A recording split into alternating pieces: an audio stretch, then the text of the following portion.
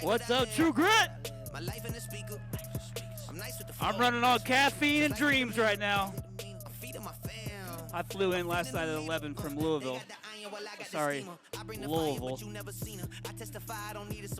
And, man, I was thinking the whole time how excited I am to be here. How was my man Tommy Mello yesterday? I got a text message last night from him that says, hey, I got more than you in the auction. It's because I wasn't here. That's what I'm telling myself.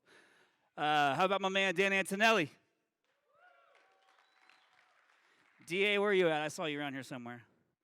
Guys, I'm excited to share something with you. And, you know, I haven't gotten to speak in so long. So it was cool to go to Service World Expo and do a live podcast there. So, but to get in front of y'all, I'm super excited because the passion is going to come out. You're going to see it. Yeah, I got energy. Some of you have seen me. Who here seen me speak before? Raise your hand. This is fantastic. I got Oscar up front. Stacy 4. What's this slide going to be right here? No 0 days. What I'm going to share with you guys today is something that if you saw some of this stuff, you might have learned something new about me. I used to race cars professionally, okay? That was cool. I used to be a professional bull rider. Even us little guys can ride bulls, okay? But here's something that was cool about this whole thing is, yes, it was a cool time in my life, but it never defined who I am. What it has done is defined what I am. And I'm a fucking achiever. I get things done.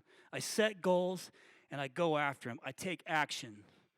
And if you listen to the podcast, I talk about ambition without action is useless. So I want to share this 95-5 rule. 95-5 rule is something that in my 15 years of being involved in the trades, doing digital marketing for HVAC, plumbing, electrical companies, is still the same today as it was back then.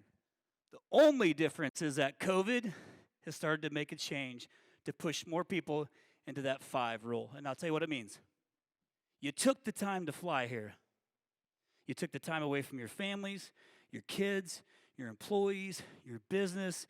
You hear some badass speakers giving you good nuggets that you can take home and implement. But the harsh reality is, if you look to your left, you look to your right, the odds of that person actually doing something when they get back is pretty slim. 95% of the people in this room will take what you learned, go back, half-ass implement it, it'll fizzle out, and you'll move on business as usual. And we got to stop that shit. We got to stop it. And it's not even your fault sometimes. You got to have help implementing these things.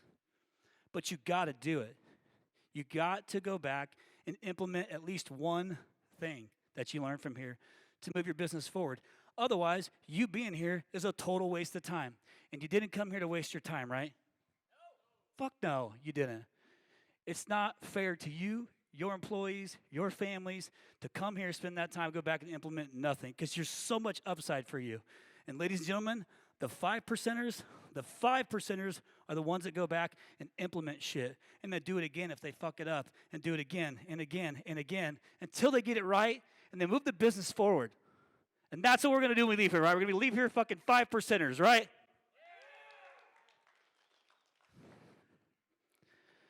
Before I go any further, I want to just say a couple quick things. So, yes, I use the F-bomb a lot. Yes, I'm a cusser, but I am a man of faith. I just don't use the Lord's name in vain, okay?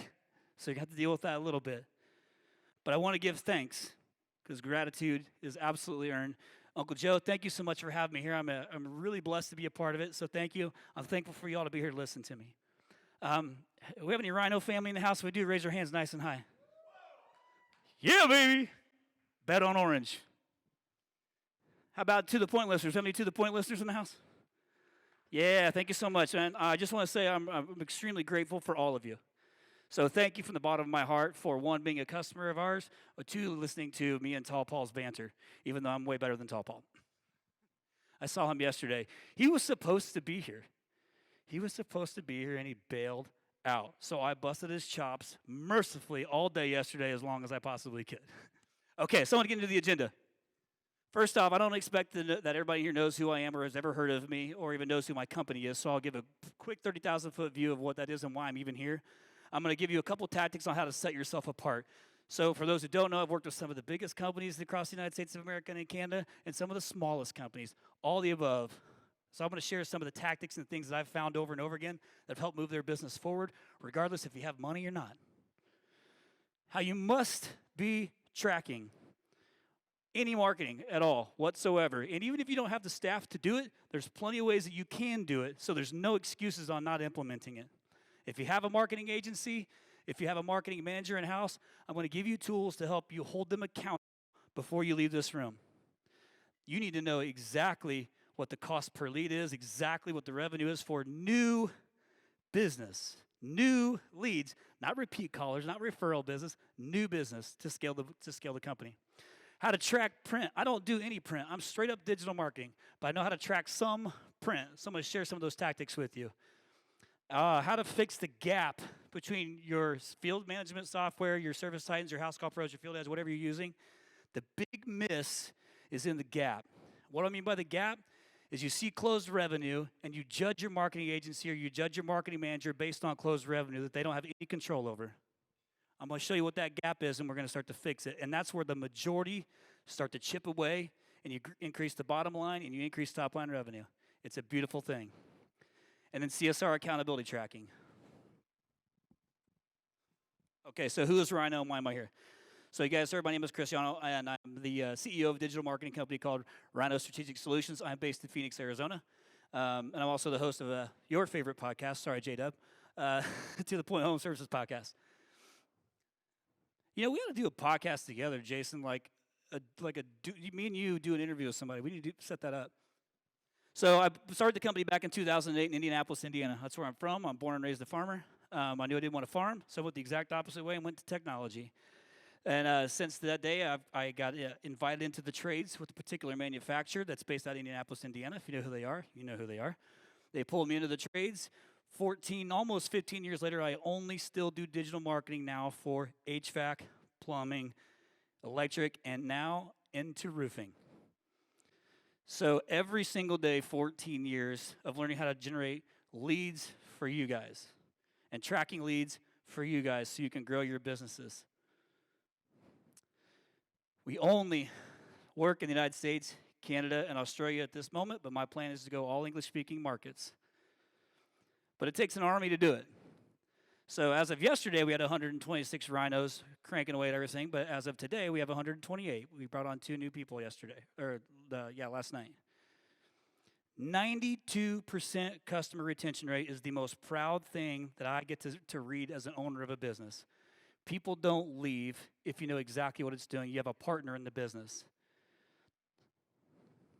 All of our services are done in-house. I don't outsource anything. Everything's done in the United States of America. So anybody heard of Gary Vaynerchuk? Anybody heard of Gary V? Gary V's calling me. I'm kidding. So Gary V, I created a partnership with him 3 years ago. And the reason I did that was to try and help you guys with the social media game, with voice search. How can I win that game for my contractors? How can I build a good video production team to start sending out there to help you guys? And so having his knowledge and his team's knowledge help you in the trades was awesome. It's been fantastic because all I care about is how do I get the most amount of leads for the least amount of money, which if I'm incorrect here, that's what all y'all want too, is the most amount of leads for the least amount of money. Is that right? That's never changed in 15 years. It's weird shit. Never changed. That's what you want from us. And so if you work with pretty much any manufacturer at this point in time, I'm co-op approved by them because I've worked so long in the industry, but pretty much every vendor co-ops everything that we do. I want to tell a quick story. You guys cool if I tell a quick personal story? Like I've not even gotten into shit yet, but I've got an hour and a half. So I'm going to tell a quick story. So that logo right there on the bottom left says Google Managed Agency. Has anybody ever seen that before that's not seen me present? Raise your hand. One person. So here's what that means. So back when Google LSA was called Google Home Services, you guys remember that? It was a way different beast. It was more invite only. It wasn't open to everybody. It wasn't the bidding process it is today. Google sends me an email. Google sends me an email in November of 2014 and says, hey, we want to fly in and meet with you. We have an initiative that we think that your agency would be a great partner on. And so I'm obviously like, Google doesn't email anybody at that point in time because they didn't have the callers calling you to tell you your maps are shit. Like, they didn't have all the solicitations. It was a very odd email. So I'm interested. They said, we want to come to your office the morning of December 14th and meet with you and your leadership team. Okay, now here's the second part of this. Who in here has kids? Raise your hands real high. Okay, so do I. Who in here has 2 kids? Raise your hand. 3? 4? No shit. 5? We know what y'all like to do. So I got 4. Okay, I have 4. I got 21, 14, about to be 15, real pain in my ass, girl, 10-year-old, and a 6-year-old. So I got a little bit of time. So December 14th, ladies, I respect you so much. Okay, I'm saying that, putting it out there right now. I respect you so much for what you do during pregnancy. Thank you for doing that. I'm not even going to say, like, I know how hard it is, because you're going to beat up on me for saying I know how hard it is. I don't know how hard it is, but I know to you, you said it's really hard, and I get it.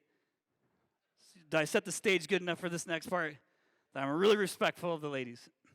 So December 14th is when we have a scheduled C-section for my latest daughter. December 14th. But it's at 3 p.m. It's at 3 p.m. That's in the afternoon. Google wants to come in the morning. So I'm like, oh shit. Okay, how can I go to my wife, who, by the way, is the COO of the company, who's a very strong-willed German Italian with a solid left hook, and ask, we can't not make this meeting. So I butter her up like I would normally do, say nice things, do nice, extra nice things, and she knows. She's like, okay, like, what's up, Chris? And I was like, so we've got a big opportunity for our employees, for our business. Like, it's really exciting. I can't wait to tell you about it. She's like, okay, yeah, tell me about it. And I said, well, got a message from Google. They want to meet with us about this initiative that they wanted to partner with us on. Sounds cool. And so she's like, yeah, okay, well, then what is it? And I said, well, they're going to fly in and meet with us in the morning, and they want to meet with the whole leadership team. Can you do it?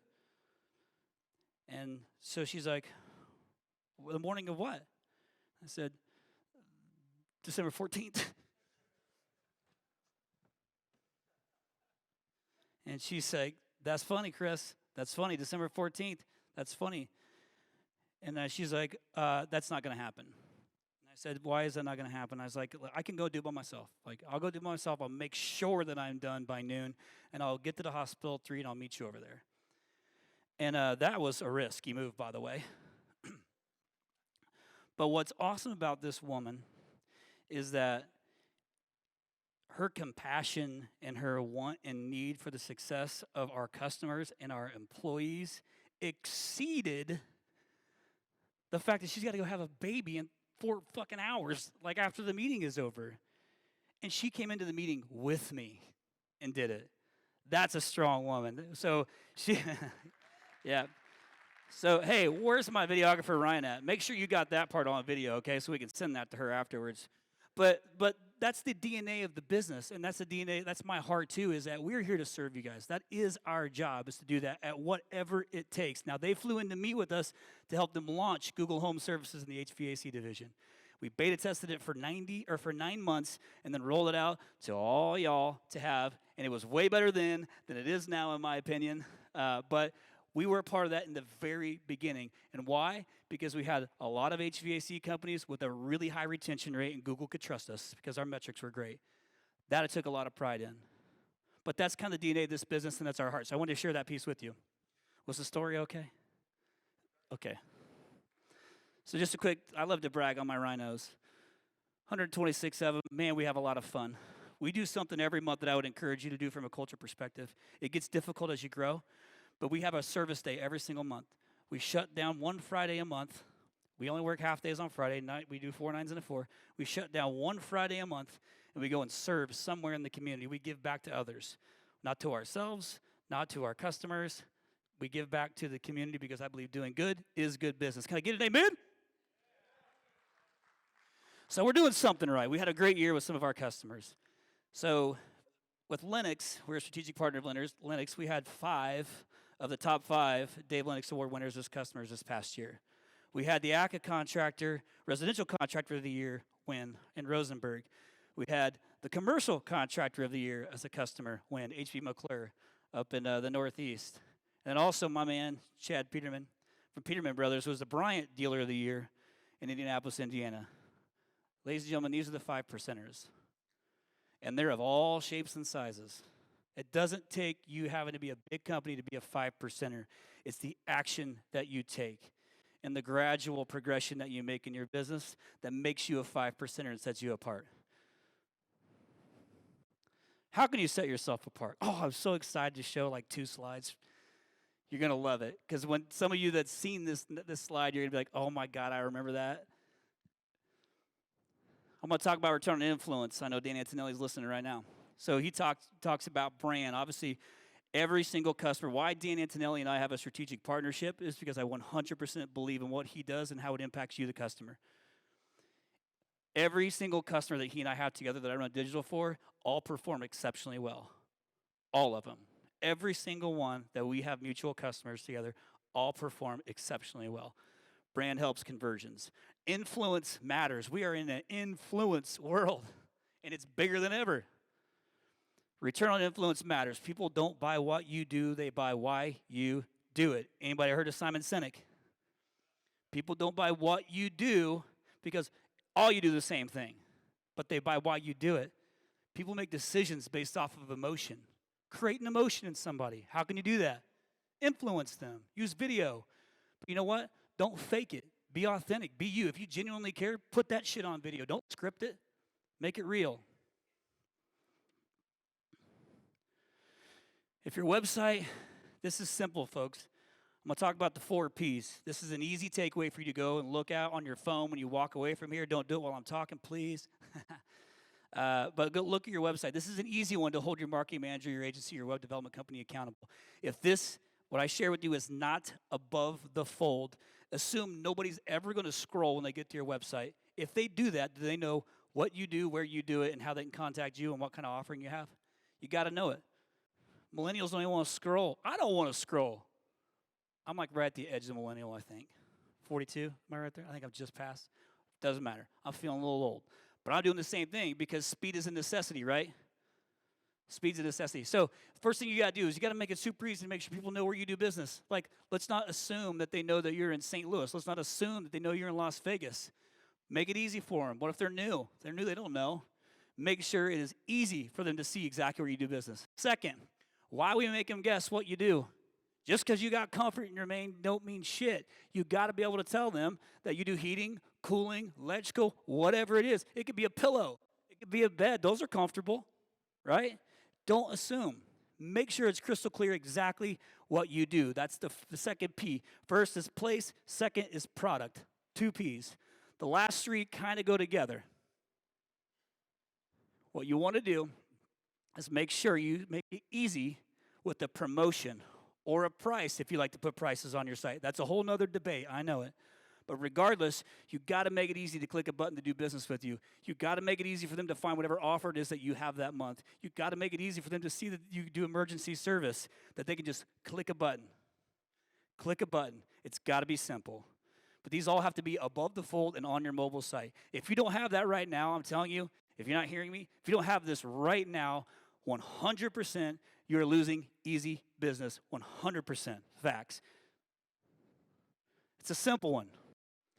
But now the last P, well, that's not that simple. Anybody name the artist? Hey, naughty by nature, not because I hate you. Last P is give your business a personality. So I'm a huge fan of this. You can do things to give your business a personality. It's okay to step outside the box. Go outside the box, you try something, it doesn't work, you don't do that again. It's okay to be funny. All right? People want to be amused. Again, emotion creates an action. Give your business a personality. Come up with something. If you can't come up with it, ask somebody to help you come up with something. One of the best to this day examples of this was this particular commercial. These guys are starting to get their ass handed to them by the other biggest retail player in the game, so they had to do something creative to try and set themselves apart. See if you remember this. Ship my pants? Right here? Ship my pants, you're kidding. You can ship your pants right here. You hear that? I can ship my pants for free. Wow, I just may ship my pants. Yeah, ship your pants. Billy, you can ship your pants too. I can't wait to ship my pants, Dad. I just shipped my pants, and it's very convenient. Very convenient. I just shipped my drawers. I just shipped my nightie. I just shipped my bed. If you can't find what you're looking for in store, we'll find it at Kmart.com right now and ship it to you for free. You guys, anybody remember that commercial? That's pretty funny, right? Like, it's right on the edge, but it's funny. And that was one of the top performing commercials of all time. And the problem is they didn't have the systems on the back end. But that thing right there was genius. And there's lots of those ideas that can help set yourself apart. Make people want to do business with you if they don't know who you are. But don't be afraid to give your business a personality. Product, place, price, promotion, personality. Everything that we're going to talk about today and continue to go through today is for two things. Really one thing, but two overall. Is either to help you scale your business, which I believe that you're here because that's exactly what you want to do. And I've been blessed enough to be a part of so many companies and acquisitions and all this other stuff to kind of see what the market's been like the last 2 years and seeing the big wins that have come from these businesses. And number one is you got to keep scaling this business, but scale it and measure everything. Because if your intent is to ever sell that business, there's your multiple. That's where it starts to come in. But regardless, scale this thing. Yes, you can put all the sales training in place. Yes, you can put all the management training in place, the financial training in place, the marketing in place, but you got to start tracking stuff. You got to measure it. And guess what? You ain't got to do it on your own. There's plenty of people to help you. But you have to do it if you want to scale or sell your business, because complacency has no what? Complacency has no vacancy. Complacency is where you get your ass kicked. It happens. Even some of the biggest guys get complacent. Complacency has no vacancy. Do something. No zero what, Stacy? No 0 days. Okay, so a few things. Lead tracking the right way. Again, this is why it's so important to me, because I've seen this impact lives myself. So yes, I'm passionate about it because it legit can impact your company, your family, your employees, their opportunity to grow. So you have to track these things. It's on you to do it. If you're the business owner, you're the GM, you're the one that's responsible to implement these things on behalf of yourself, your family, and your family's employees and their opportunity to grow. So what you must be tracking to know your real numbers. Again, I'm not expecting you to walk out of here and do all this shit. But take one thing, take two things, and implement it. And it'll move your business forward. That's a fact. But what you must be tracking to know your real numbers is you got to track, obviously, traffic into your website. You want to track all this stuff separately. If you're going to spend money on pay-per-click, that's an expensive game. You got to track it separately. SEO, track it separately so you're not getting sold a bag of goods. You can track it. It's pretty easy. See what's coming from it that's new business. Social media, pretty easy. Social media came on real strong in COVID. I think social media is a nice mix of lead gen and branding. More branding than lead gen now. I said it. Chat. A lot of you have chat platforms on your site that your marketing company has no access to. So we lost visibility to that lead. Got to make sure you have some sort of chat platform that offers you the dialogue in the chat platform to capture the lead. Otherwise, we can't get to a true cost per lead to scale your business. You got to know the real numbers. LSA is an easy one, and then CSRs. Got to track them all separately. Now, what must you be tracking? And what must you expect from your marketing agencies? Hear me. I love saying this. If your marketing agency isn't doing exactly what I'm about to tell you right now, it's not because they're not capable.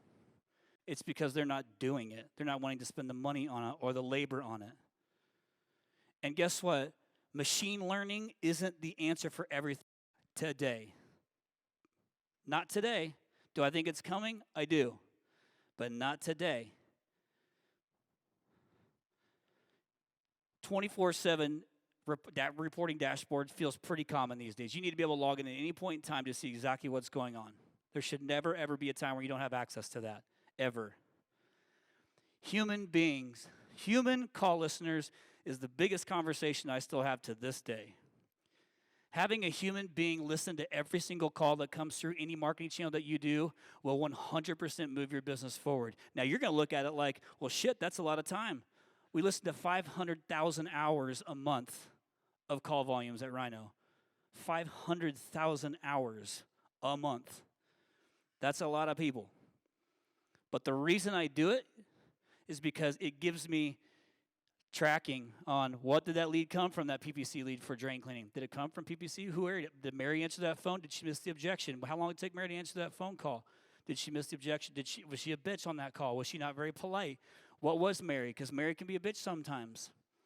And Jim can be an asshole sometimes because they don't want to answer the phone. And I get it. I understand. We pay them $12 an hour. We got to be able to track this stuff with human being call listeners today. You cannot use a piece of software that tracks keyword triggers. It doesn't hear tone. It doesn't hear objections. It misses key ingredients to performance that you're already paying for. And it's the easiest job to hire for. Cost per lead, new only. Can we please just agree that a lead is a new bookable service or install lead or drain cleaning lead that was not a past customer or referral or repeat call? Can we please agree on that? Anybody get sick of that shit? It's been 14 years of the same thing, and people saying, well, here's your leads, and you got a $23 cost per lead. And I'm like, sift that shit out. Tell me what that means, because what? Because every call came through, it's a lead? Bullshit. We can't scale our businesses that way. It's not a real number. It needs to be scrubbed. Why don't you want to do it? Because it takes bodies and money. I know, I have them. But it's the right thing to do. And what happens is you get the customers for longer periods of time when you do it. You got to make sure you have your cost per lead for new businesses only. Scrub leads by service. There's no reason you shouldn't know every single brand new customer that comes in for every single service that you offer. No reason whatsoever. Not only that, now with all the field management softwares, you should see the revenue on the back end. Because you'll see all the leads that came in. You'll see all the revenue on the back end. You'll be like, holy shit, we only closed these at an 18%. My CSRs need to work on drain cleaning leads that come in. There's the gap we're going to talk about. Lead revenue, that's the obvious one. After hours leads. Got to make sure you see what's coming in after hours. I'll hit on that a little bit later. I love after hours leads, by the way. As long as you got a human being who answers that phone. High booking rate, high revenue. And they are beautiful leads to run and great money attached to it. Missed calls. How in the hell do we miss calls today? Every time I see a missed call report, I'm like, how in the hell did we miss a call in today's world with all the technology we have? That's unacceptable. The only thing I can think of is if you're a brand new business and you're the one out doing everything, sometimes you can't answer your phone. I can make sense of that. But we got to answer our phone to do business, right? Especially if we paid money for a lead. And if it goes and sits in a tree and they're on hold for 1.5 minutes or whatever, you start seeing them fall off. You spent money to miss that call. And then I'm always like, what the hell is the revenue going to be for that call? What was the lead going to be? Like my brain's going like, oh my God, what did I miss? So not only did I pay to miss the lead, but what was the money going to be from the lead if I closed it? Solve it. There are options. You got to answer as many calls as you possibly can. And you use the missed callers to identify if you need to add one more person. Because I promise you, the cost to add that other employee to make sure you don't miss that call is far less than what you would have made if they answered the damn phone. Leads are hard to get, right? New customers, shit's hard. We spend a lot of time and effort on it. Traffic, website traffic. I could give two shits about website traffic. All I care about is how well does that thing convert traffic into a legit opportunity to do business. And that's all you should care about. Yes, we want it to look pretty, Dan, so don't bust my balls for it. We want it to look pretty. Aesthetically, you can look like whatever you want, but it's got to convert those people coming in into an actual lead, or it's useless. And then lead tracking by channel. So I like to know, hey, what drain cleaning leads came in from the SEO campaign? What installation leads came in from the PPC campaign? What's the cost per lead for that? What's the revenue attached to that? That's how you can scale your business, because guess what? You want to bring on another installer? You can say, sweet, I need 100 more leads. Perfect, my average cost per lead is $82. Sweet, if I need 100 more leads, I take 100 times 82, boom, there's my budget to increase 100 more leads. It doesn't take a rocket scientist to figure it out. It just takes effort and tracking to figure it out. You have the data, and yes, it takes time to figure those things out. I'm not saying that if I get 100 leads that you're going to close them all. That's not what I'm saying. All I'm saying is you can at least know what you should spend to bring in that volume, and then you use your own booking rate. And if your booking rate is down, that's your problem. Fix it. But at least now you know. Scrub lead tracking report. So a new customer is a bookable service or install lead that was not a past customer. So here, the best thing I can do is share with you, over the last 15 years now, all we've done is digital marketing, lead generation for companies exactly like yours sitting in this room. And we do it exceptionally well. So the best thing I can do is take my 15 years of hard work of building this thing out to share with you how we do it for you to use to hold your own agencies accountable, or even internally to do it. I'm not telling you to use my company. I'm not up here to pitch anything. I'm telling you, this is what we expect. This is how rising tide raises all ships in my industry. I wish everybody else did the same thing we did. Then you could compare apples to apples. This is how you can get it done. You got to track every new service lead that comes in, so that way you know your cost per lead for the service leads, and at the end of the day, your revenue for that service lead. Install leads. How many new install leads did you bring in? What was the cost per lead to bring in all those new install leads? And what was the revenue attached to it? Parts calls. Hey, last I checked, you're not in the fucking parts business. That's not a lead. Maybe it turns into a lead, but you're not in the parts business. It's not a lead. You scrub that shit out. Every agency puts a parts lead in as a lead. Everyone I've ever seen, it's not a lead. Missed calls, already talked about it. Booking rate per CSR. I want you to think about this for a second. And it's okay to put your pride aside here. All this money spent on marketing and all these leads that come in, and if you track the booking rate per CSR, like for instance, I like to know because we listen to every single call that comes through that site every single month and hear every single CSR and all their calls. We like to give a nice little assessment every month so that way you know how Jill or Bob or Chris or Jerry, how everybody's doing. I just like to take it a step further and find out, well, how are they doing on PPC leads? Who's my better closer on those? How are they doing on install leads? Like, where's the gap there? Who's doing what? Oh, is somebody better at HVAC than plumbing? And then you identify it, and then guess what you do?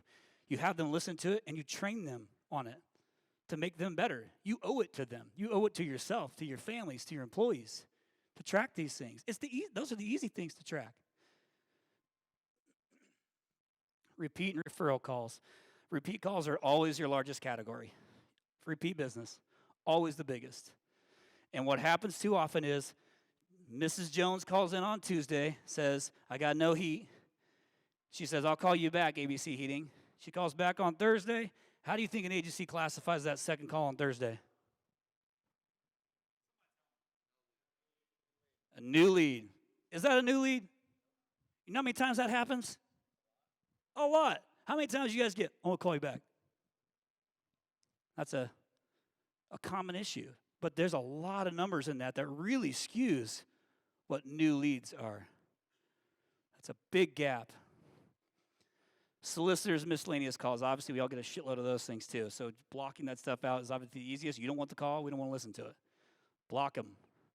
And then the CSR assessments. So real quick, I want to show you is on this particular dashboard, might be probably kind of hard to see, but on the right-hand side, there's two drop-down boxes. One that is a complete breakdown of every single call that came through the site. The other one on the right is a breakdown of every single contact form that came through the site and or chat, okay?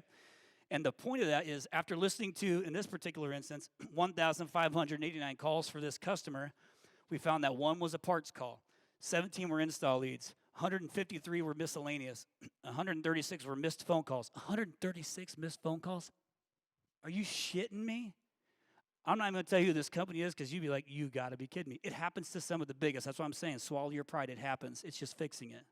136 missed phone calls, 148 new plumbing leads, 103 referral, 812 repeat calls, 190 new service leads, and 19 solicitations.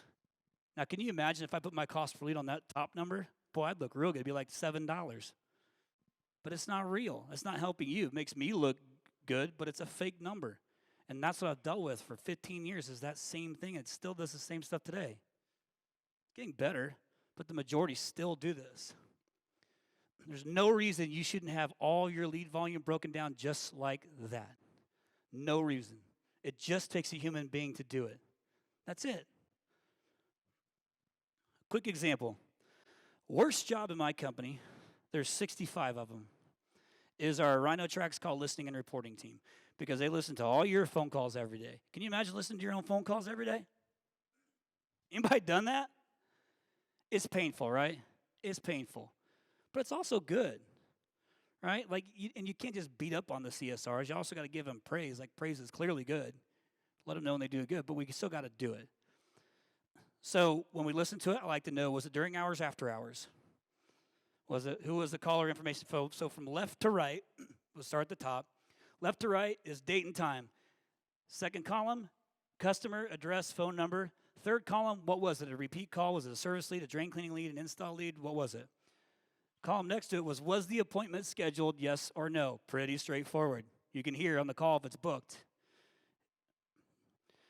Column next to that, was this a previous customer? Yes or no?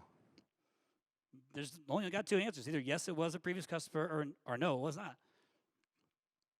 That little blue box right next to it is where customers can input their own revenue if they don't have ServiceTitan or House Call Pro, where the revenue can be pulled in to the dashboard and attached to the lead for you. But regardless, you got to know the revenue per lead that came in. If it was indeed booked and indeed a new customer, we want to know what the return on investment is for new business. And then all that writing is a shorthand script for you in case you don't want to listen to the call. And it says, that little circle, I know you can't see it, just says SEO. This was an SEO lead. And they were on hold for 17 seconds before Matthew answered the phone. That's how we track everything that comes in. Now, this is a repeat customer. So all the way over to the right, you'll see a little icon. That's the actual call itself to listen to it in case you want. And if you need to give coaching on these calls, you send that little icon over, and sometimes letting them listen to it will help fix it. Scroll all the way down to the bottom where you see the other two orange circles. This one was on June 1st, 1:26 p.m., Rebecca Wilkerson. And this was a plumbing lead that come in. Was the appointment scheduled? Yes. Was this a past customer? No. It was a PPC lead. Call came in, was on hold for 19 seconds. Taylor answers the phone. New caller. Needs a plumber out to do something. I can't read that far. But the point is I captured the lead, where it came from, PPC, and I captured who took the lead, Taylor. Taylor booked the call. So now not only did I get the lead information where it came from, I also have the CSR information where it came from. And you can do a lot of shit with just that in your business, with just that. How to track print. Who in here is still doing like direct mailers and stuff like that? Like some of them work. I've seen some actually work really well, and I've seen some suck. And I'm by no means an expert in it. But we've had our own customers ask us, hey man, how can I better track these things? So how we've done it to successfully track it, to get that exact same data I just showed you, is just by these 4 simple things. You can throw a call tracking number on there. That's the easiest. Even though there's an 800 number on this particular piece, I did not create this marketing piece. This is not a RYNO thing. I just use it as an example. I'm not a fan of using 800 numbers. It kills conversions. Use a local number. But use a call tracking number. Then you know if they call from it, exactly what came in from it. Because you need to understand what's the cost per lead for everything you're doing. You can use a domain extension. So if you look at the bottom underneath ABC HVAC, you'll see a blue circle that says abcpromo.com. All it is a different domain name that forwards to your website. So when they go and type that in and look at you online, you can see in your Google Analytics, oh, this referral came from abcpromo.com. That's where that lead came from. If they didn't call you and they used the domain name. Not difficult. Domain names are ridiculously cheap. Unique offer. Not $99 AC tune-up is really a unique offer, but you know what I'm talking about. Come up with your own offer that's unique to only that marketing piece. So when they call in, you know it only came from that piece. And the easiest one is QR codes. So you guys remember when QR codes first came out, like there was this big boom, and then you had to download like a QR specific app to scan it, and it was a big pain in the ass, so it died? You guys remember that?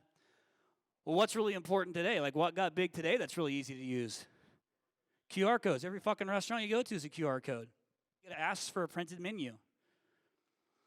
QR codes are fantastic, and especially now, like I don't know if Travis is in here, but we started rolling them out into our OTT ads, putting them on there so you could scan and book the appointment right from the TV. I was at the Arizona Cardinals game this past weekend, and I'm in one side of the stadium, and the big screen's on the other side of the stadium. They put a QR code up on the big screen on the other side, so I put my phone out, I scan it, and it took me to the team shop, and because I had a few beers, I bought an expensive jersey I shouldn't have bought. But the point is I bought it because I scanned that damn QR code. It was perfect timing. Like they waited till after halftime to do it. If you tailgate, you're in trouble. And they went right to the team shop. It was brilliant marketing. But the point is that we all use QR codes because it's easy. Now you just got to go up, open the camera and scan it, and boom, you're there. And you can book an appointment from there now. It's happening more and more and more. I know Travis Smith had done that as well. So easy ways that you can track print. So I'm going to get into this real quick, too, about just the gap. And this is where a lot of time can be spent that can move your business forward. And I'll explain what it means. So I wish Ish was here because he uses the dashboards. I know the Forest use the dashboard. I know some of you guys use these different dashboards that pull in the data and can show it to you real time. Now, I love data, so I'm a nerd. I like to see these kind of things, too, as long as you're doing something with the data. Now, when you see the closed revenue on the back end of this stuff in your service titan or your house report, whatever it is that you're using, don't matter. You have to also look at what was the lead volume that came in per channel, meaning SEO, PPC, digital, direct mail, whatever it was, per service, installation, service, drain cleaning, sewer line repair.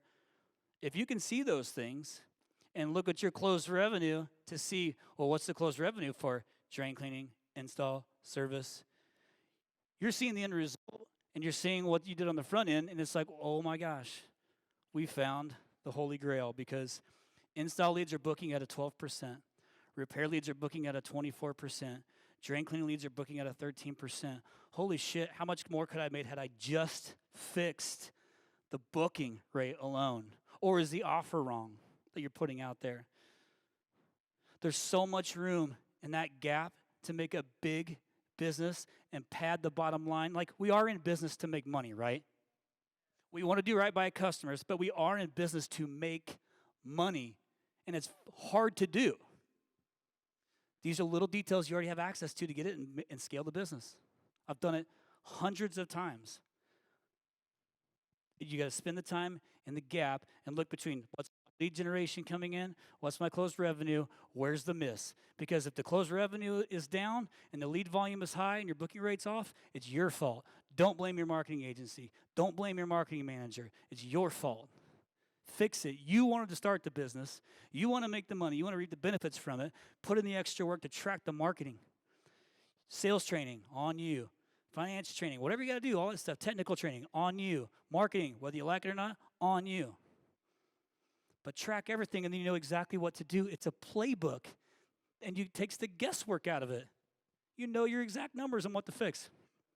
Huge leaps in that gap. CSR accountability. Okay. I always feel like I shouldn't end with this slide because it gets me all worked up. I've never been a CSR, but I feel like it's not that difficult. I feel like I know how to answer the phone and be polite to somebody and ask questions, what questions I need to ask. And if I know my initiative, I feel like I can book a call. I should try that. I should give it a try. Somebody want to bring me in and let me do CSR work, they'll be like, see, told you suck too. I feel like I would do a good job. But there's so much to be made here in one of the least paid roles in your company. So you got to regularly train these CSRs. Obviously, Uncle Joe has an amazing CSR program to train them. I've been a part of it. I've seen them. I've had customers a part of it. It's exceptional. And as soon as you see an lift on that, you see what's weird. You CSR start booking more. Guess what happens? Somebody make a wild guess. Your CSRs book more. What happens to your business? Holy shit! It grows. I'm being silly, but it's true. But it's the simplest things, and you got help to do it. You're actually sitting in the room of an event of a badass CSR coach, and it's one of the most neglected things. You'll do it, you'll forget about it for 3 months. You'll do it, you'll forget about it for 3 months. There's no accountability in-house, and it's a cheap position. I don't mean that cheap. I'm saying it's a very, very low paying position, but it has a monster impact on your business. Think about that. All the money spent on everything else, and that person who, if they don't book the call, none of it matters. That's a pretty powerful spot to be in. A lot of times just having them listen to their own calls fixes it, because nobody wants to hear their own calls. They cringe, and they could tell when they do something wrong, or they need to be coached on it. And you got to give praise for good calls. Like I said, I'm a huge fan of you sandwich constructive criticism with praise. Talk about some good shit, talk about some bad shit, talk about some good shit, move it forward. You know, people want to feel good about their jobs. They want to feel good about what they're doing. They want to feel good like, okay, sweet, yeah, I have these things to clean up, but I'm doing a great job. I'm progressing. Human beings, like, have empathy for them too. They are trying to learn, but you still got to hold them accountable to do it. But you have to give them the opportunity to do it. You have to hold them accountable to do it. Listen for missed objections. Tone. Tone matters. Hey, this is Jim. ABC's great day here. Can I help you? Hey, Jim. Jim, drink coffee today? Hey, this is Mary. It's a great day at ABC Heating. How can I make your day better? Like, listening for tone. Tone matters. People don't want to be talked to, right? And have some empathy. Hey, man, I'm sorry that you had that happen to you. We want to try and help make it right. It's probably pretty tough right now. I bet you didn't call me and want to have to buy an air conditioner today. I'm pretty sure that's it. I don't answer phone calls, y'all, but I know how to be empathetic to somebody and hear them and then train somebody to do it. I'm not saying I'm an expert. Uncle Joe, sorry if I butchered that, but that's how I would have handled it. Track booking rate per marketing channel, like I talked about. And then, my goodness, for raise your hands in the air if you use an after-hours answering service today. After-hours answering service today. Raise your hand high. Don't hold out like, I don't want to raise my hand even though you do. I'm telling you, hold it high. I want to see everybody put their hand up that uses an after-hours answering service. It's common. Now, by a show of hands, how many of you want to throat punch those fuckers right in the face or in the throat? Yeah, exactly.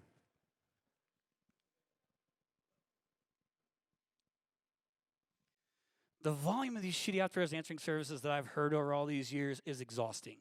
I'm going to give you my first example. Lexington, Kentucky. Kentucky. It's me, my wife, one other person. I'm building the websites. I'm doing the SEO. I'm doing the AdWords. I'm listening to the phone calls. I'm doing everything myself at this point in time in the business. It's about 2 a.m. because when you start a new company, you don't have any hours, right?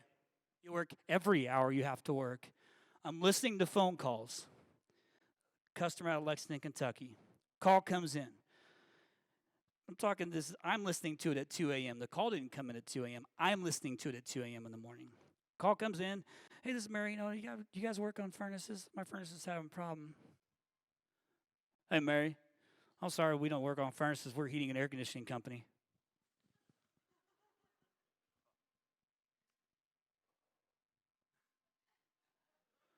What? It's 2 a.m. I'm like, there's no way I heard that right. There's no possible way I heard that right. That's exactly what this guy said. We don't work on furnaces? How the fucking much of an idiot is this guy? Like, how did you mess that up? And that's an extreme thing, but that's some dumb shit that you hear often, right? With these answering services, it's bullshit. So I like to hold them accountable. I'm like, hey, as long as you let my team, because I'm listening to every phone call, I hear them butcher leads, let them reach out to them on your behalf and help them fix that. Because right now what we're doing is choosing the least suckiest option to answer our calls for us after hours. That's not fair, right? It's a hard nut to crack. I tried to build an after-hours answering service to fix that problem. And you know what? It's hard. I don't know how they make money. I lost a ton of money trying to do it. My heart was in the right places. I was trying to do that on half to figure out it can't be like this. It's got to be easier than that. It doesn't take much to be polite and kind to do your job. But guess what? You make it $12 an hour, $10 an hour, maybe $8 an hour back then. Do you really care that much? Probably not. Ain't their business. So we have to, if you're going to use the after-hours answering services, you have to hold them accountable. And let me tell you this. When I launched that after-hours answering service, I tried it for 2.5 years. I lost $250,000 doing it.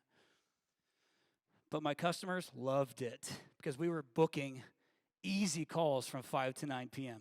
Easy leads, big revenue. It was fantastic. I loved reporting that revenue because there were big wins in it. To this day, if you have a human being that actually answers their phone between 5 and 9 p.m., I promise you the revenue is far greater than the money spent on the person answering the phone. You give it to a tech, it goes to voicemail. I go home, I got no heat. What are they doing? Next. Answer the phone. It's worth it. I promise you. I hear it. Oh, I'm not just sitting here being like, hey, this is my theory, guys. No. After you listen to this many, 500,000 hours a month we're listening to. I'm using data to say the contractors that we have, the 5%ers that we work with, answer their phone after hours, at least to 9 p.m. And on Sundays, between 12 and 2, bet.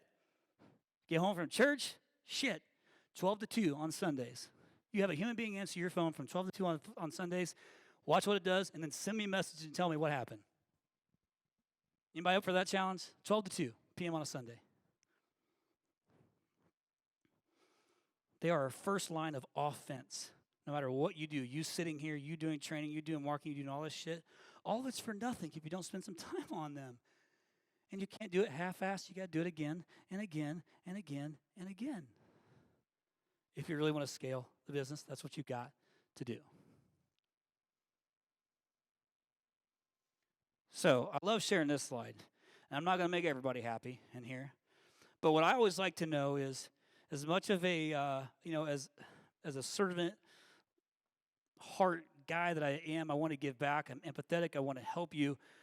It is my passion. I'm also a competitive guy. I'm a competitive son of a bitch. I want to win. I don't want to lose. I got into racing, and I wanted to win. I got into bull riding, and I wanted to win. I did whatever it took to win. I put in the effort. I studied the data. Believe it or not, in bull riding, you study data. Would you think that? Where's my Idaho boys out there in here? Guys shooting like arrows like that. What are you doing? Did you learn that when you were a kid or something? Yes, that's crazy. But they do a little bit of bull riding in Idaho. So when I rode the pro rodeo circuit for 2 years, what I would do is I would study the behaviors of the bulls. So that way I knew if it came out, if it was going to immediately start spinning right, I had to be seated, prepared for it to go right. If it was going to come out and go left out of the chute, I had to be prepared to go left. If it was going to spring on me, if it was going to belly roll. You're watching and studying bull data. Kind of what it is. To be good, you have to study and try. And the sucky part is that when you fail in bull riding, it hurts a lot worse. But it's only one way to learn. To be good, to win. But I always wanted to see who I was competing against and beat everybody. In racing, you never want to finish second. Because if you ain't first, Ricky Bobby Incorporated. If you don't shoot Big Red, then fuck you. So I'm going to share with you guys a couple of things because you should want to win. You should want to be the man in your market or the woman in your market. You should want to be the player in that market. Size doesn't matter when it comes to this, okay? Doesn't matter. You should want to win in your market. Who in here doesn't want to be the best in their market? I mean, come on. Everybody better raise their damn hand. Really? Like maybe 30% of the room raised their hand. We're not that tired.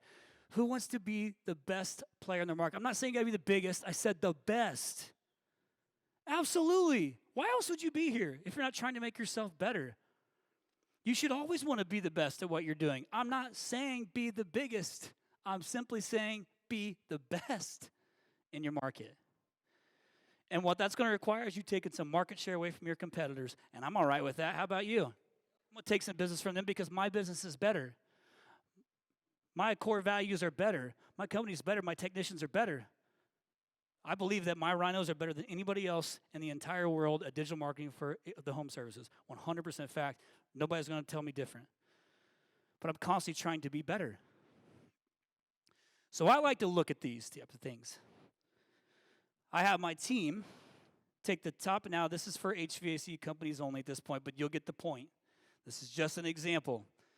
I have my team take the top 150 converting keywords. And what I mean by that is the words that actually turn into business. So it's somebody searching for air conditioner repair in Tulsa, Oklahoma, and it is providing X option. They didn't search for your name or your name or your name. They're looking for exactly what you do with no business name in mind.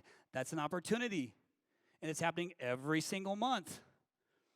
So I like to know, okay, well, what does that number look like, worst case scenario? So when you say, yeah, I'm going to pull back in the shoulder season, or I'm going to pull back in summer, let me just tell you this. If you can keep going in summer, you can take monster chunks of market share.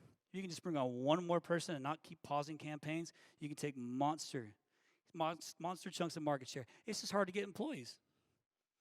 Like, that's a problem. Been a problem forever.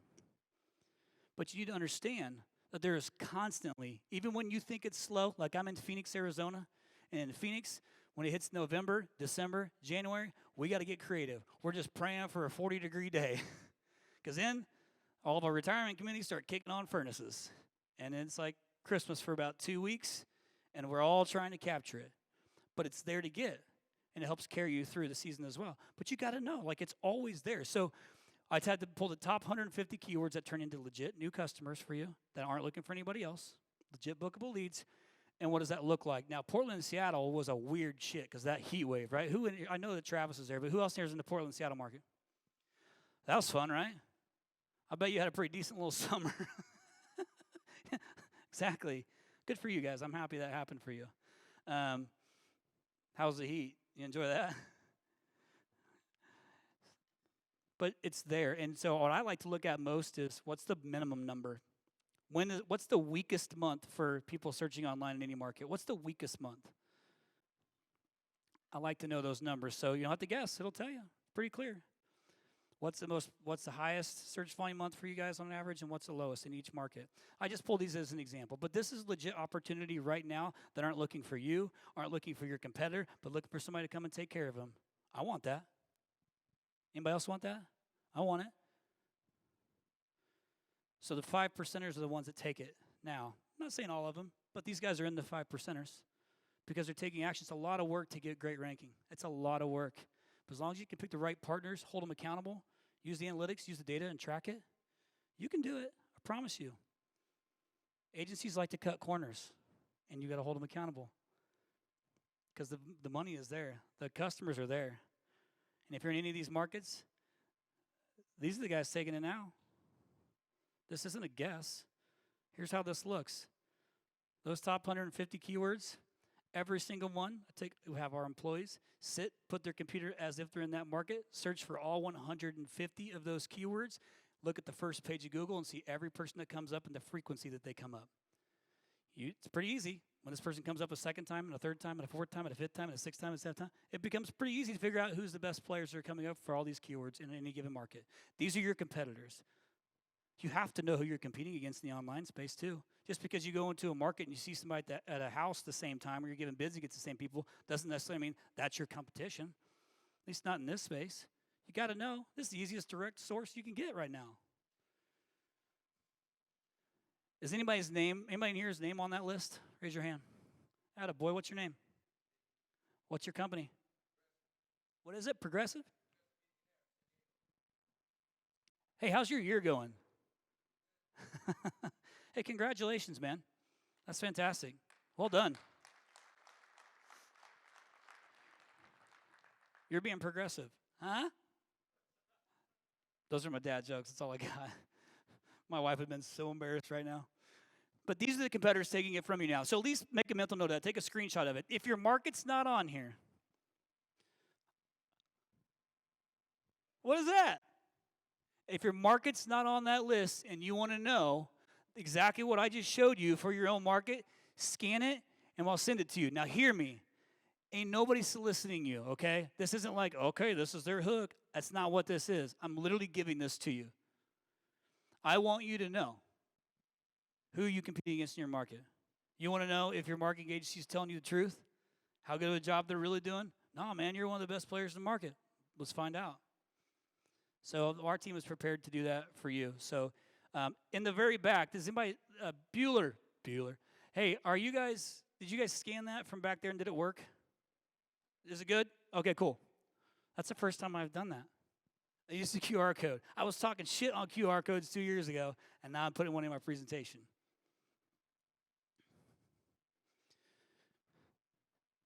Quick recap. Set yourself apart. Don't be afraid to give your business a personality, okay? I beg you, try something. Even throw it out on social. Anything is better than nothing. How you must be tracking, website, SEO, PPC. I promise you, don't let everybody roll it all up into one. Just track it by channel. Then you know exactly how you're doing. Give it time to work. We're not miracle workers, okay? Give it time to work. Because not every customer is the same. Not every website is the same. Not every domain is the same. Market is the same. Give it time to work. Scrub lead report. You got to know where every lead's coming from, whether it be installs, service, drain cleaning, whatever it is. Track print. I gave you some easy ways to do it. Track print. If you want to find a company to buy call tracking numbers through, use call source. There's like 4 or 5 of them out there you can get cheap numbers through. How to fix the gap between your closed revenue and your lead volume. That gap is what I want you to focus on. I challenge you, look at your closed revenue, then go look at your lead volume and see where's the gap. I promise you will start to pick apart things and grow the business. CSR accountability, I won't hit it on anymore. You get it. But know who you're competing against in your market. So my hope is, my prayer is, that anytime I come and speak and share these things, even though sometimes it can be boring as shit to listen to, I try my best to make it interesting. But the point is I've seen so many businesses succeed from just implementing 1 or 2 things from what I'm sharing with you. And that's my heart for you guys, is that I want you to be able to scale your business. If your interest is to sell, you want the biggest multiple you can get out of the business. Right? Keep scaling it. You got all the metrics in the world to help measure it. What gets measured gets managed. What gets measured gets managed. So you cannot leave here, go back and do nothing, because complacency has no what? No vacancy. Ambition without action is what? It's useless, and that's not you. Please go be a 5%er. Who in here wants to go be a 5%er? Come on, raise your hand. Let's be a 5%er. You didn't come here to be in the fucking 95%. You came here to be in the 5%. Do that. Don't come here, take notes, and do nothing with it. I beg you, please do something with it. These guys yesterday gave some amazing presentations with some amazing information. You get some stuff from J-Dub today. You get some stuff from Joe. Like, there's a lot of shit you're getting from here. Take something back, implement it, and stick with it, because I want to see you succeed. I get to see a lot of you on some of the social media platforms, and I love seeing all your success stories. It's like the coolest thing for me to see. Please go back and implement something and move your business forward, because you deserve it. Your employees deserve it. Your families deserve it. Everybody deserves it within that company. You spent the time to do it. You're building it. Do it right. Okay, that's it for that section. Thank you.